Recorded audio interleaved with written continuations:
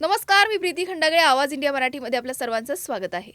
मुंबईमध्ये सध्या विकास कामाला गती मिळाली असून SRA योजनेअंतर्गत मोठ्या प्रमाणावर पुनर्वसन प्रकल्प राबवले जाते.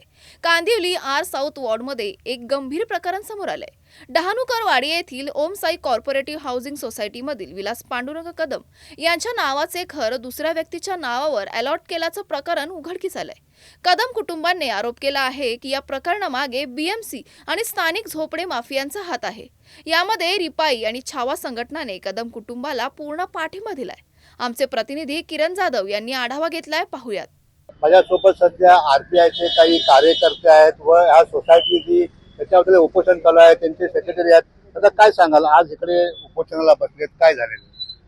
जे विलास पांडुरंग कदम होती त्यांची सदनिका होती. सदनिके मला माहिती आहे, कारण मी सोसायटीचा अध्यक्ष आहे. त्यांची सदनिका होती, पण काही बोगस कागदपत्राच्या द्वारे ती सदनिका आहे ना इंदुमती कावडे यांना देण्यात आली आहे. काय तो कागदपत्री फक्त व्यवहार झालेला आहे, आर्थिक व्यवहार काही झालेला नाही. आणि माझ्या मते ती विलास पांडुरंग कदम यांची सदनिका त्यांना मिळालीच पाहिजे. तुम्ही काय सांगाल? हे आमच्या RPIचे कार्यकर्ते आणि यांच्या संघाची फसवणूक झाली आहे.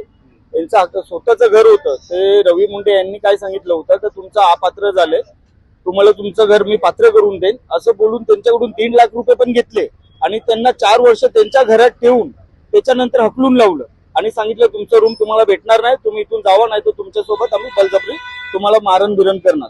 मी सध्या मुंबईतील कांदिवली येथे आर उत्तर विभाग येथे आपण इथं पाहू शकता की ते RPIचे जे लोक आहेत ते इथे आंदोलनाला बसतात. कुठे ना कुठेतरी जे SRAची जी योजना आहे त्यात त्यांच्या नावाचा फेरबदल करण्यात आलेला आहे. माझ्याबरोबर स्वतः जे स्थानिक लोक आहेत त्यांच्या बरोबर ही घटना घडली, त्यांच्याशी जाणून घ्या. सर, काय सांगाल, तुम्ही आज इथे बसला आहात आंदोलनाला, काय झालंय? माझं घर आत्ताचं मला भेटायला पाहिजे. माझ्या आई वडिलांचं घर आहे, ते भेटायला पाहिजे मला.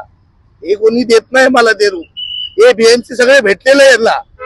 हे जेवढे रवी मुंडे हा बोलतात ना गुंड, हा पहिला जुना काळ गुंड, हा भेटत नाही मला. काय झालेलं? तुमच्या वडिलांचं नाव होतं, काय फेरबदल झालाय? त्याच्यामुळे माझ्या वडिलांचे नाव अलॉटमेंट 2004ला रूम कटिंग BMC मध्ये केला होता आणि त्या टायमाला अलॉटमेंट आमच्या नावाने झालंय. मुंडेनी चुकीचे एका व्यक्तीला पाठवून चुकीच्या साईन आमच्या घेतलं की आम्हाला रूम अपात्र आहे आणि तो अपात्र म्हणून माझ्या आई वडिलांनी साईन केला. माझे आई वडील शिकलेले नाहीये त्याच्यात आणि मीही जास्त शिकलेला नाहीये. असताना त्यांनी साईन घेतलं चुकून आणि त्यांनी रूम दुसऱ्याच्या नावावर का कुणा गेला आम्हाला काही माहित नाही, काहीच नाही. मुंडेने आम्हाला फसवलंय आणि आमच्या हक्काचा रूम या BMC आम्हाला द्यायला पाहिजे. आपण इथे पाहू शकता की कुठे ना कुठेतरी SRAचे रूम आहे. सरकार एक चांगली योजना राबवते, पण असे फेरबदल करून दुसऱ्याच्या नावावर तिथे रूम देण्यात आलेला आहे. कॅमेरामॅन दत्ता प्रसाद, किरण जाधव, आवाज इंडिया.